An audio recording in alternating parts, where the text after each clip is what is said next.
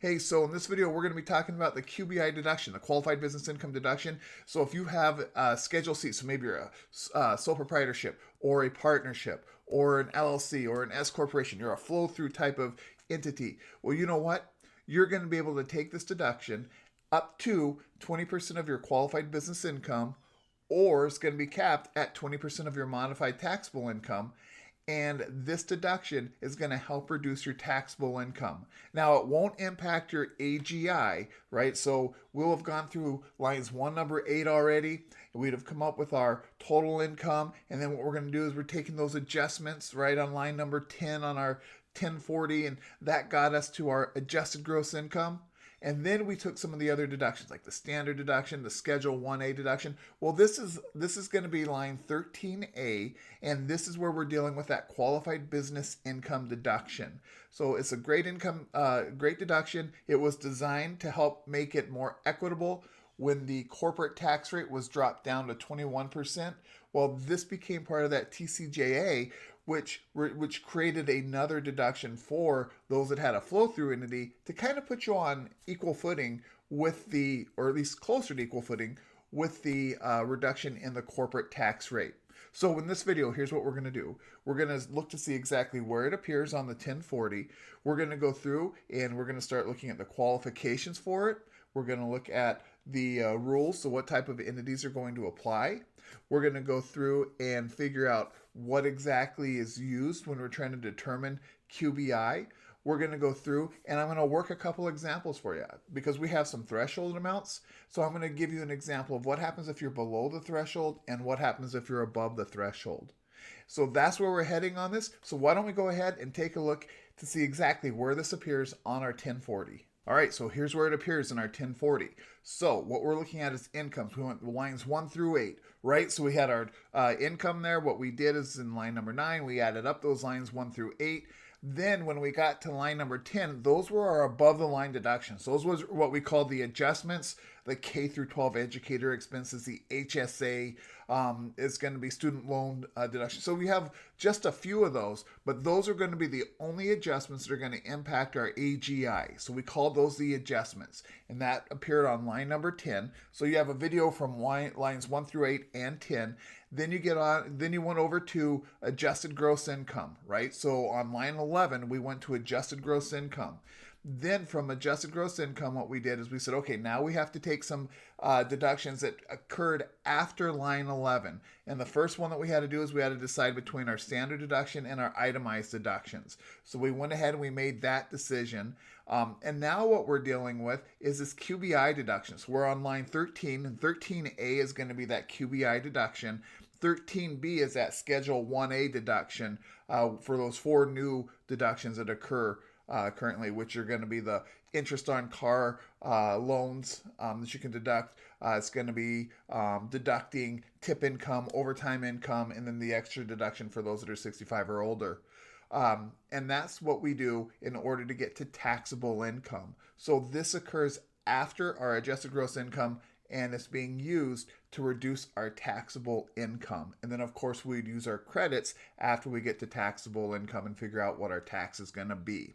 So let's look at what the qualifications are in order to take this QBI deduction. So here's the ones that are going to qualify. We have our sole proprietors, partners, S-corp owners, and then our pass-through income. So those are the types of things that we're looking at for the business entities that are applying. And this would also include LLCs in there as well.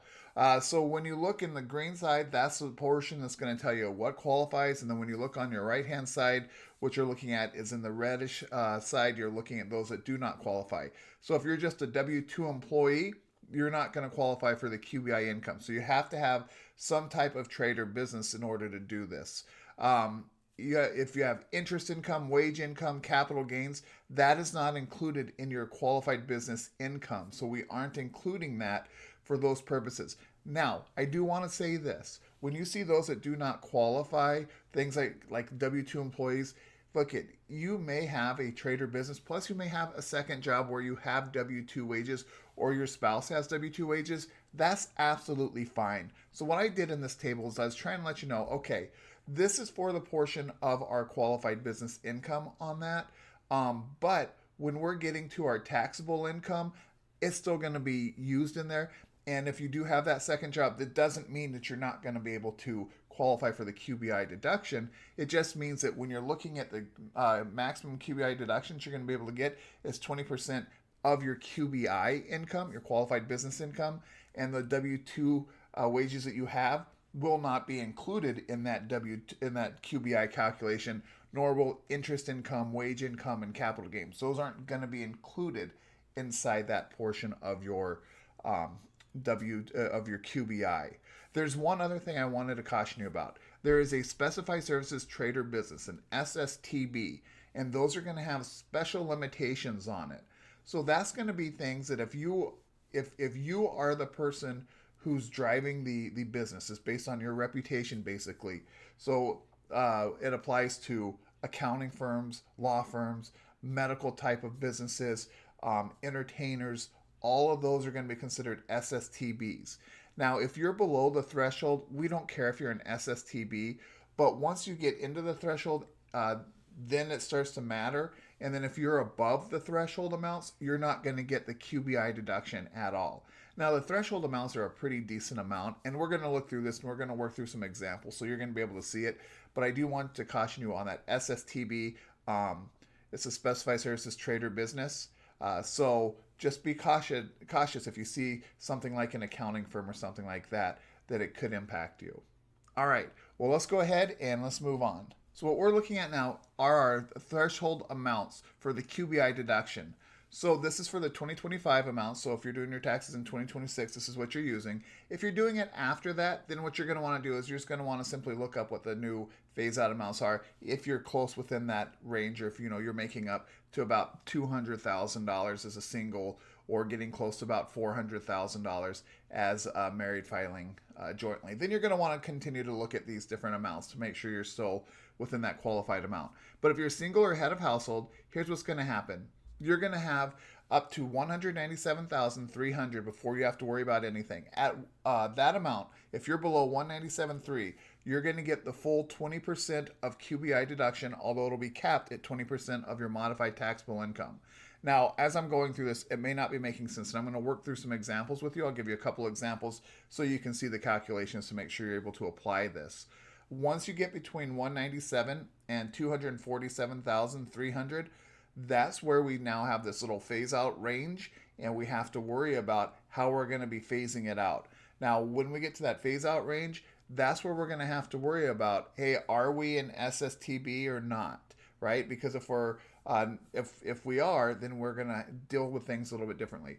Once we hit above $247,300, now we're above our phase out, but it doesn't mean we're not going to get anything. If we're an SSTB, we won't. So a specified services traded business, accounting, law, those types, they're not going to get anything once they hit above the threshold. But what's going to happen is we have a different test that's going to apply once we exceed that $247,300. So our threshold for single to household to head of household is going to be $197,300 to $247,300, and then another test comes in. So we'll take a look at that.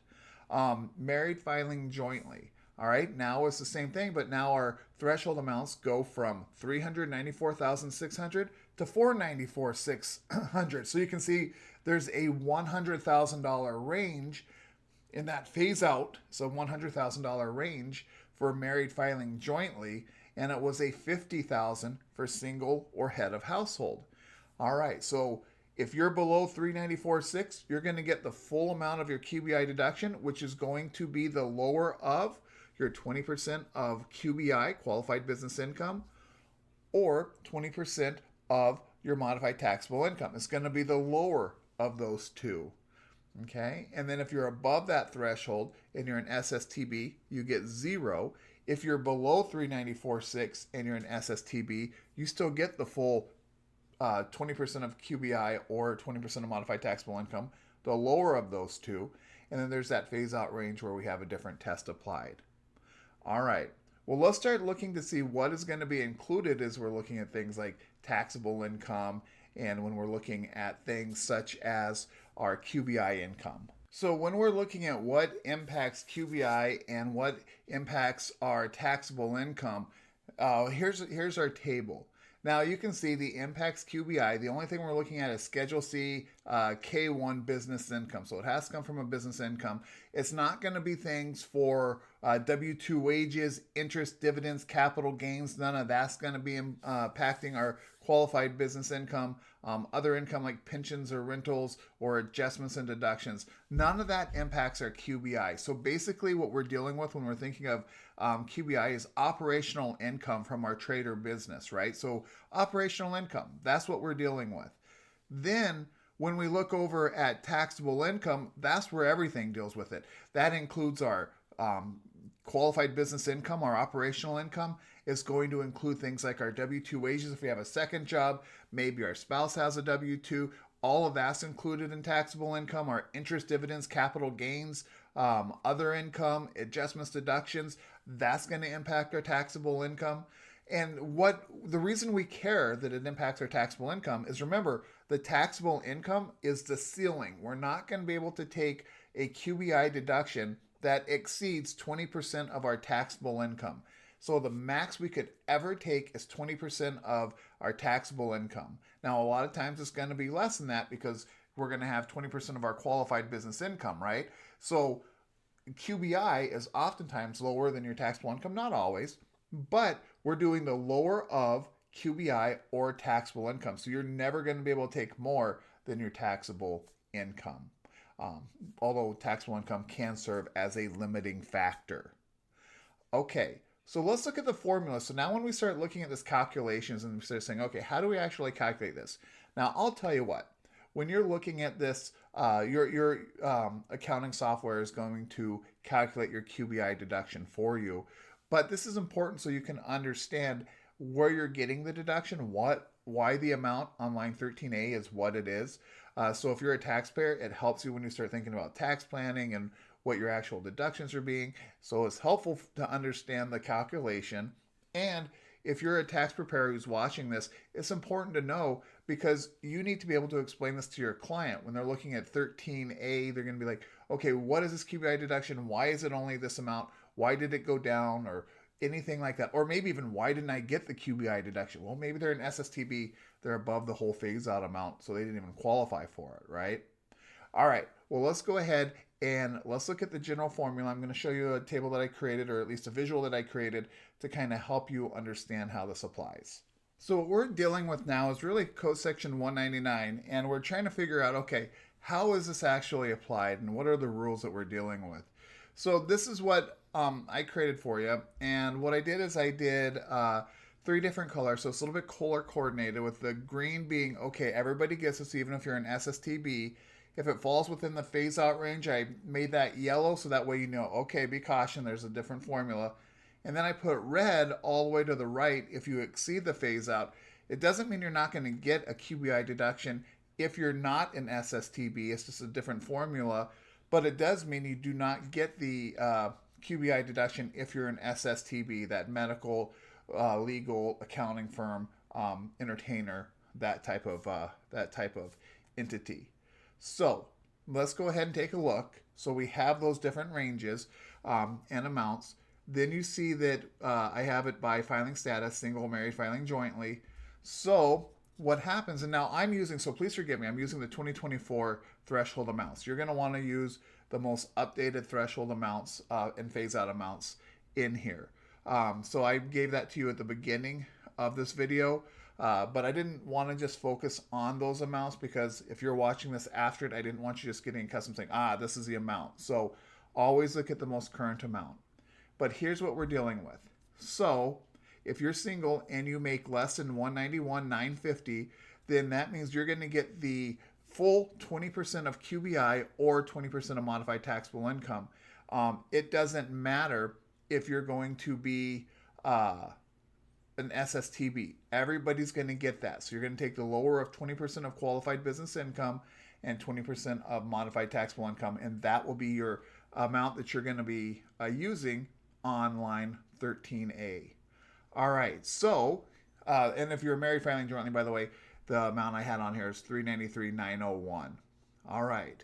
Now, There's a $50,000 range for singles. So if you're between 191,951 and 241,950, then there's a different test that you're going to use. Now, I didn't put the phase out range amounts on here. I did the two extremes below and above the phase out amount so you can see those formulas. I didn't want to overcomplicate this video, but you would have to worry about the excess amount on the range for if it falls within the range. Then what you have is on the red box portion, this is what happens if you exceed the phase out amount. So you have as a single more than 241,950 of modified taxable income. Or if you're married, filing jointly, you're going to be at 493,901. Now, here's something I do want to make sure that we're aware of while we're looking at this. Notice that when we're looking at the phase out amounts, are we above or below the phase out? We are not using qualified business income to determine where we are on the phase out amounts. What we're using is our modified taxable income. And when we're looking at that table that showed us, hey, what impacts our modified taxable income? We were using all that stuff like wages, that impacted it, passive income like our dividend income and our interest, that did pensions, right? Then we were taking adjustments and standard deductions. All of those things were impacting our taxable income. So that's what we're using. We're not using QBI to determine which test we apply. QBI will be used as part of the test, right? But it's not the one that tells us whether we're going to be having to reduce it more, or for an SSTB, whether we're going to be able to take any deduction even, right? Because if we're over the threshold amount, we're not going to get it. That is a modified taxable income that's controlling those decisions. Now, you can see if we're above the threshold, I said, okay, if you're above the threshold and you're not an SSTB, then what we do is we go over to step number 4. So I wrote that in that little red box up there. And then I have step 4 at the bottom over here. And it's saying, okay, part A is still going to be 20% of QBI. And we're going to see toward the bottom part of this image, it says take the lower of part A or part B. And then the final limitation is going to be cannot exceed of 20% of modified taxable income. So basically what that means is it doesn't matter if you're below the threshold or above the threshold. What we're still doing is we're always going to be taking 20% of modified taxable income. We're always going to be taking 20% of qualified business income. So we're always doing that initial calculation. So when we look at number 4, okay, we take 20% of QBI, and then what we have to do is we just add an extra test in there. We have to take part B on this, and what that's going to be is 50% of our W-2 wages paid by our qualifying trade or business, and 25% of W-2 wages plus 2.5% of our unadjusted basis of property. So we're going to compare for part B that 50% of W-2 wages, and then we're going to compare it to that 25% of W-2 wages plus 2.5% unadjusted basis of property. And we're going to take the greater of part B. And then what we're going to do is we're going to go ahead and we're going to take the lower of part A, 20% of QBI, and part B, that 50% of W-2 wages, 25%, we're taking the lower of those two. That'll be our QBI deduction. And then finally, what we're going to do is we're going to say, okay, was it limited by 20% of modified taxable income? So if the lower of part A and part B is greater than our modified taxable income, 20% of our modified taxable income, we'll take the modified taxable income amount. Now, this sounds confusing as you're hearing it. So here's what we're going to do.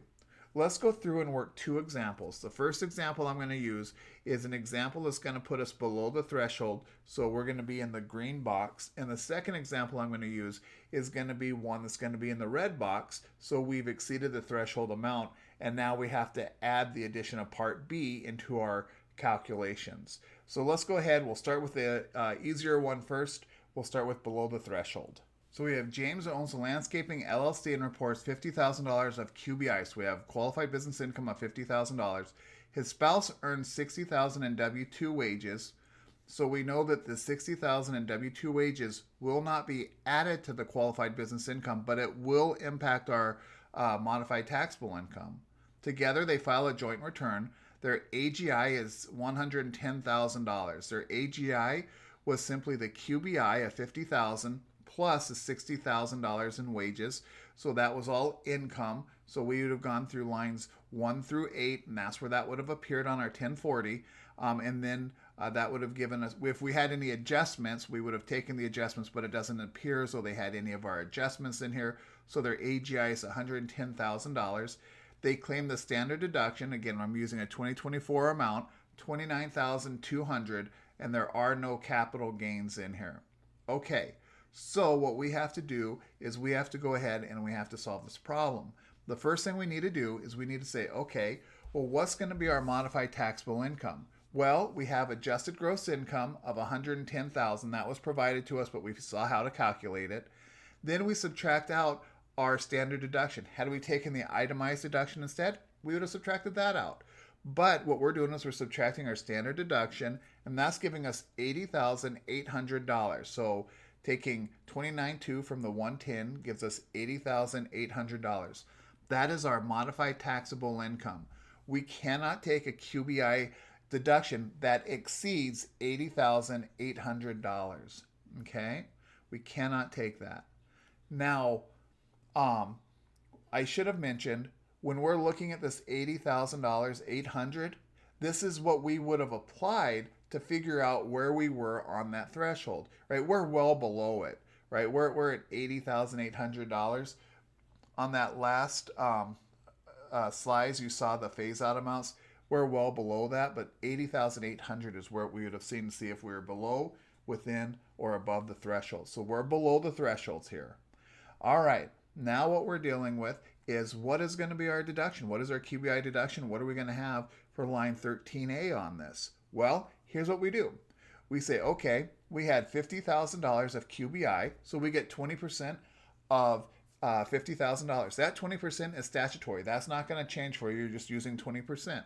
So 20% with the $50,000 is going to give us $10,000. Then we have to say, okay, is that $10,000 going to be limited by the ceiling, which is 20% of our modified taxable income? Well, we had $80,800, which we calculated for our modified taxable income, the AGI minus our standard deduction. We have the 20%. We're still using 20%. We always use 20%. We're not changing that. 20% of that modified taxable income, that gives us $16,160. Well, 10,000 is lower than 16,160, so we're not being limited by 20% of modified taxable income. So for this problem, James is going to get a QBI deduction of $10,000. So on line 13A, we're going to have a $10,000 QBI deduction in this particular case. All right, so let's go do one more problem here. Now I want to do one where we're going to be above the threshold, so that way you can see what happens when we have to deal with that 50% of W-2 wages or 25% of W-2 wages plus 2.5% of the unadjusted basis in the property. So we can add that additional complexity and make sure you're ready to do this. So in this problem, we have Rob and Linda file a joint return. Their taxable income before their QBI deduction is $600,000. So they're telling us what our taxable income is before the QBI deduction. So we know we're going to be going to $600,000, and what we're going to have to do is we're going to have to see, are we below or above the threshold amounts? So 600,000, we're well above the threshold amounts. So that's why we have to do this additional test. So in that view that I gave you before, I said, okay, you go to number 4, step number 4. This would have been our step number 4. All right, Rob operates a manufacturing business that produces $300,000 of QBI, so qualified business income is $300,000. The business paid $80,000 of W-2 wages and owns equipment with an adjusted basis of $200,000. How much is their QBI deduction? All right, so here's what we're going to do on this one. So we know we're above the threshold amounts, so we're going to have to limit it. But we always start out with 20% of our QBI. So we're going, okay, so 20% of our QBI is $300,000. We have 20% of $300,000. That's going to give us $60,000. So step 1 was $60,000.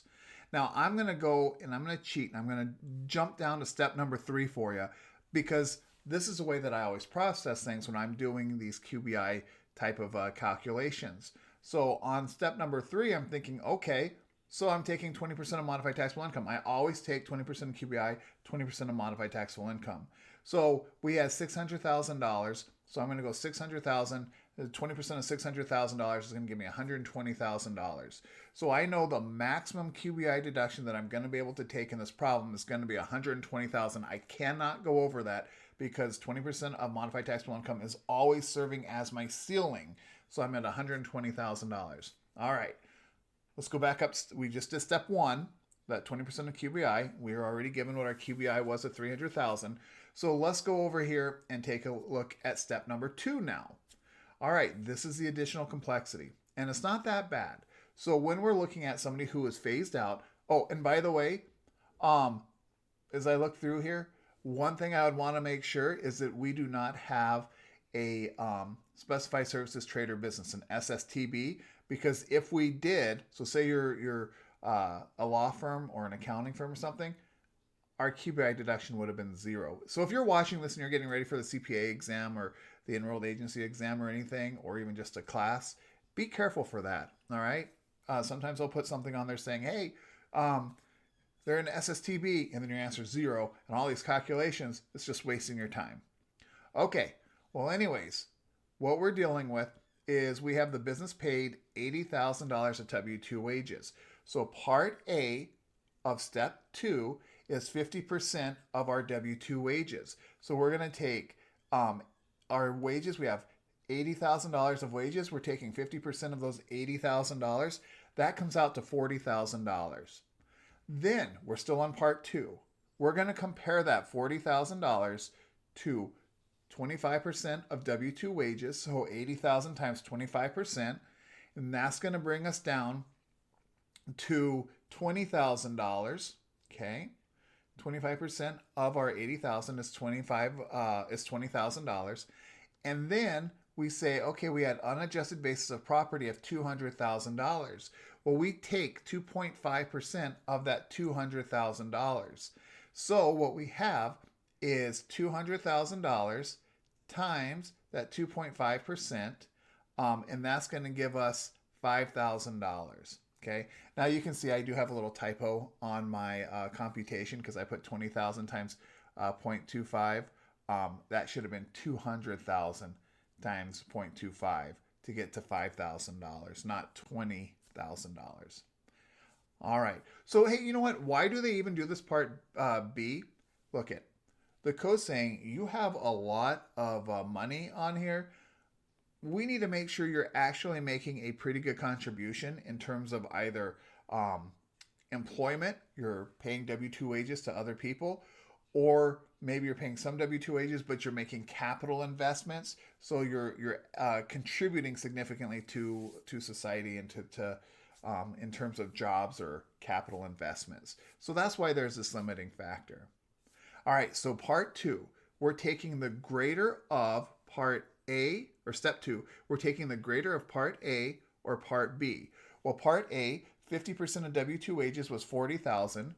Part B, 25% of W-2 wages plus 2.5% of unadjusted basis of property, that came out to $25,000. Well, $40,000 is greater, so we're going to take part A of step 2, and then what we're going to do is we're going to compare step 1 and the amount that we took from step 2.